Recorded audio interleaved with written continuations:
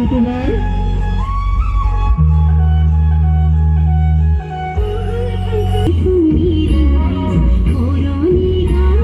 12टा जाबाय नै दाबो दखानावनो नोंथांमोननि मोनदांथिया फ्राय बेसादफोराबो जोबफ्रामजोब्बाय दिनै आरोबाव मोनसे एक्सपिरियेन्स लाबावबाय फांसनाव दखान होनानै जानायनि लोगोफोर